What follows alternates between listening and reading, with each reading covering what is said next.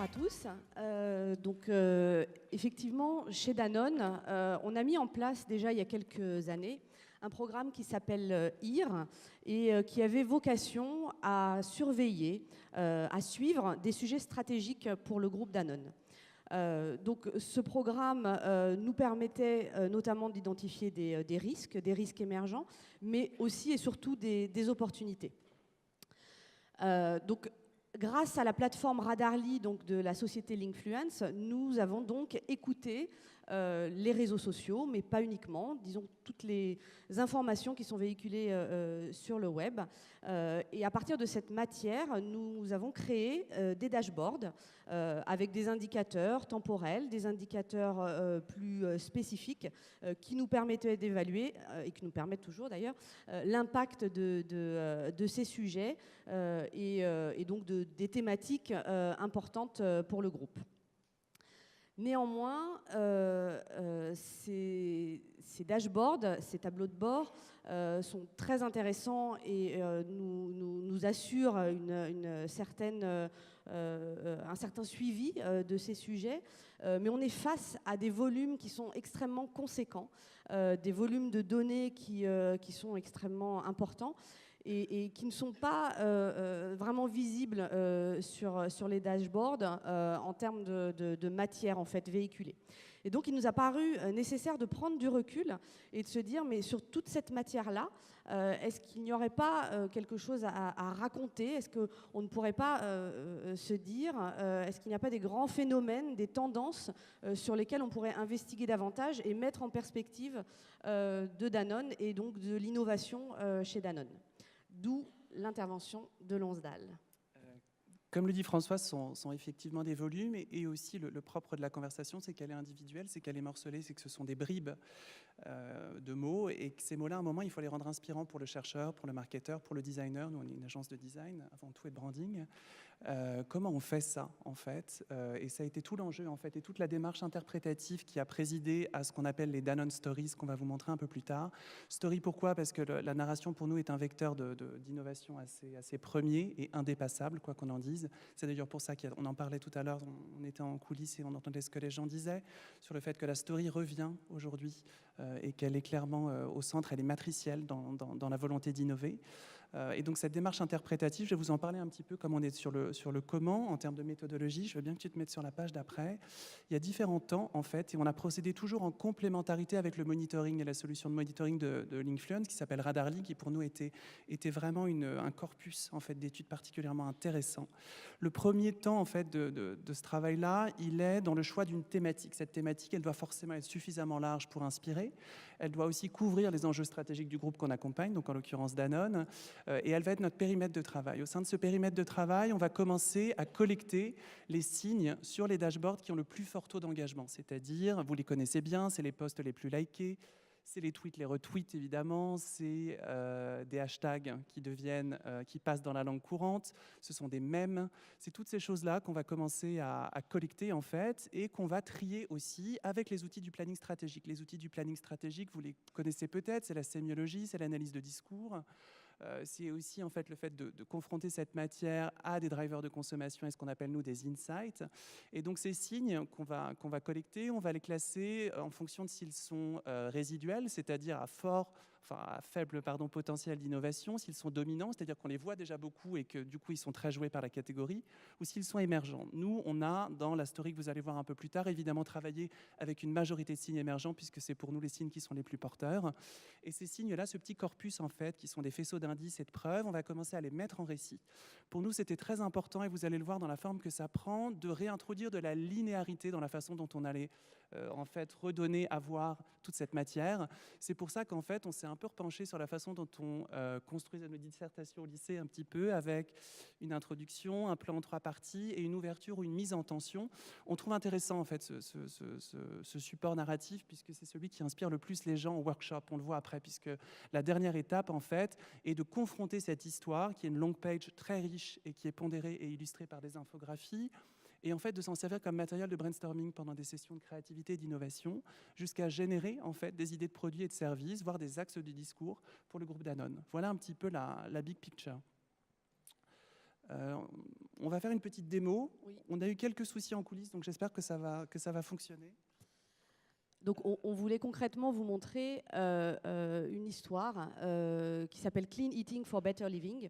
Et donc cette histoire, elle est venue d'abord d'un intérêt que Danone a pour les pratiques alimentaires.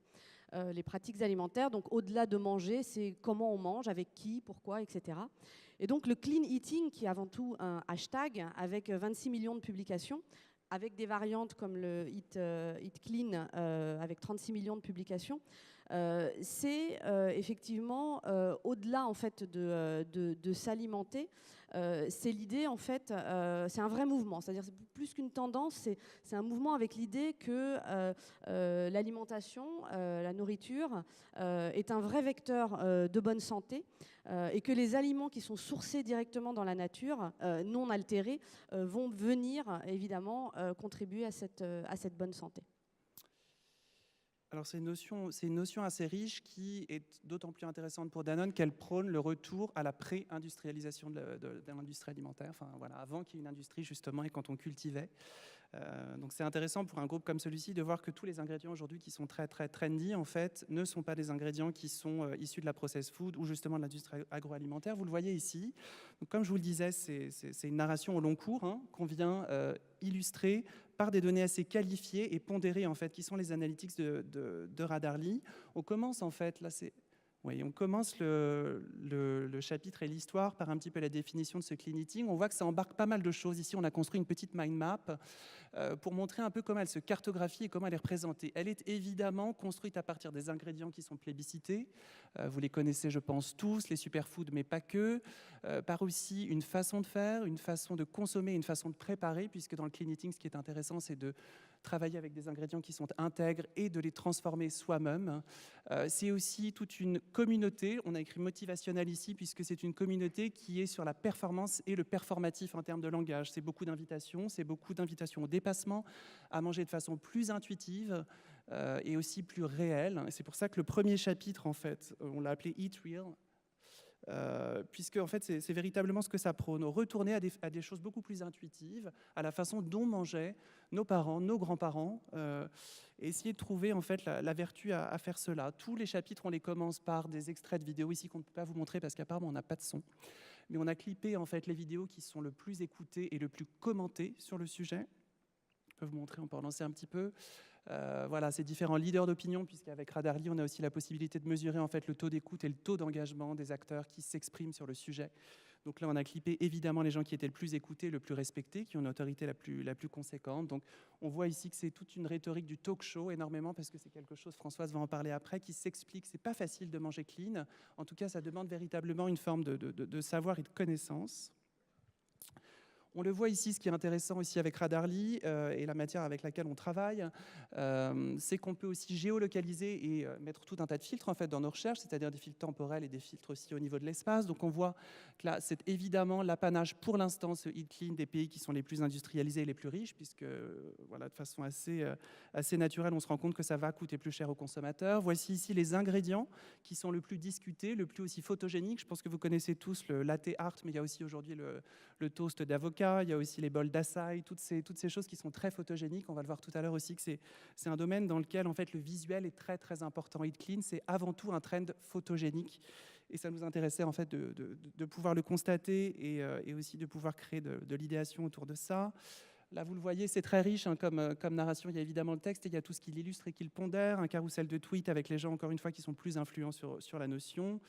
Une petite mosaïque Instagram qui rend compte de ce qui est raconté dans ce chapitre. Et enfin, l'idée qu'on a générée pour Danone, que je ne peux pas vous montrer, parce qu'elle est peut-être en train d'être développée en ce moment. Le second chapitre qui parle du pouvoir de la connaissance. Voilà, donc comme disait Tanguy, effectivement, il y a énormément de contenu, beaucoup de vidéos, et ces vidéos sont presque même des vidéos d'experts, donc avec beaucoup d'éducation, avec plus que des tips et des tricks, hein, c'est vraiment, il y a besoin en fait d'informer et d'avoir la connaissance qui est véhiculée derrière tout ce Eat Real. real. Et donc, alors pareil, on a la petite vidéo. On voit effectivement que les internautes publient des choses très, comme je disais, presque expertes. Par exemple, si tu peux descendre, juste par exemple, donc là c'est d'où viennent les contenus. Ça c'est assez intéressant de voir quand même que c'est, comme tu parles d'expertise, que là il y a assez peu les réseaux sociaux qui sont embarqués quand il s'agit de définir en fait quelle diète et quel lifestyle ça programme, puisque c'est des choses assez savantes. Donc c'est essentiellement les sites de presse et de médias qui vont porter la conversation sur le régime alimentaire en tant que tel. Exactement. Et ce qu'on voit aussi, donc là évidemment des influenceurs qui sont de tout horizon et pas forcément des experts culinaires ou des experts en nutrition, mais qui viennent diffuser cette connaissance. Et toujours dans cette dynamique experte, ce qu'on voit et qui est assez intéressant, c'est le chapitre d'après, c'est que oui, l'idée de Danone, c'est que du coup, une fois qu'on a toute cette connaissance, ce qui intéresse évidemment, c'est de contrôler. C'est-à-dire que je connais, je sais d'où viennent mes ingrédients, je sais comment les traiter, et du coup, j'ai le contrôle de ma diète complète. Et là, par exemple, on voit tout ce qui est autour de la fabrication du lait d'amande. Donc, on voit des vidéos qui expliquent alors les bienfaits, effectivement, mais aussi comment est-ce qu'on fait du lait d'amande. Donc, avec la torréfaction des amandes, donc les gens s'équipent aussi du matériel nécessaire. Donc, tout ça, c'est extrêmement sérieux. Et donc, le do-it-yourself, qui est vraiment une grande tendance, eh bien, incite les gens à effectivement faire leurs repas, préparer, sourcer les repas et les partager ensemble. Et être aussi eux-mêmes émetteurs de contenu, c'est-à-dire que c'est des succès aussi d'édition assez incroyables. On a beaucoup écouté une blogueuse qui s'appelle Ella, qui vient du Royaume-Uni et qui, je crois, en l'espace de 6 mois déjà, provoqué 6 rééditions de son ouvrage, en fait, qui n'est qu'un ouvrage qui, justement, parle de lait d'amande, de petits bols de céréales, de granola, etc. Donc, c'est véritablement des gens qui ont la capacité aujourd'hui de captiver et d'embarquer des publics très larges. Donc, ce qu'on fait, et où on passe assez rapidement, c'est que chaque idée, en fait, de chapitre, et comme l'a dit Tanguy, brainstormer avec des personnes de chez nous. Donc, en fonction des thématiques, ça va être une personne de la R&D, du marketing, de l'innovation. Et on va essayer d'imaginer ce que cela voudrait dire pour Danone. C'est-à-dire comment Danone pourrait se projeter et proposer une offre, un service, un produit, quelque chose qui pourrait venir satisfaire cette tendance, en tout cas fitter au mieux avec cette tendance. Pour terminer, ce qu'on observe au niveau de ce trend, c'est que c'est un trend qui globalement est dans le mélioratif et dans l'enthousiasme, et que ça fait plaisir par rapport à tout ce qu'on a pu voir sur les désordres alimentaires, l'orthorexie. Là, c'est vraiment le contraire, c'est-à-dire que plus on met de couleurs dans son assiette, puisque c'est aussi ça, c'est de la couleur. Il y a quelque chose qui a un hashtag qui s'appelle Eat the Rainbow, et c'est vraiment ça. C'est aussi un gage d'équilibre, en fait, si on met toutes les couleurs que la nature prodigue dans son assiette. Donc il y a vraiment ça. On voit ici les emojis qui sont plus associés au trend. C'était aussi intéressant d'avoir cette cartographie émotionnelle à un moment pour voir et pour pondérer aussi avec des choses un petit peu plus irrationnelles, que c'est éminemment, comme je vous le disais, un trend visuel, et que ça se mesure du coup sur Instagram, qui est le réseau le plus visuel aujourd'hui qui existe en termes de partage. Et voilà, les photos le prouvent, c'est quelque chose qui est très très enthousiasmant, et c'est aussi intéressant de voir qu'on s'oriente vers ça en fait, et qu'on peut trouver un peu de confort dans son assiette. Donc, en conclusion, ce qu'on pourrait dire, alors déjà sur cette histoire, qu'est-ce qu'on a appris ? On a appris que l'alimentation, c'est plusieurs dimensions. C'est pas que l'aspect nutritionnel, mais c'est aussi cette dimension plaisir dont on a parlé. C'est aussi une dimension culturelle, parce qu'on voit que l'héritage, les symboles que l'on a en fonction de la culture à laquelle on appartient vont effectivement influencer notre alimentation. Et c'est aussi un lien social, c'est-à-dire qu'on voit aussi beaucoup être ensemble, partager, et donc ça, c'est extrêmement important. Donc ça, c'est sur cette histoire. On en a bien sûr d'autres.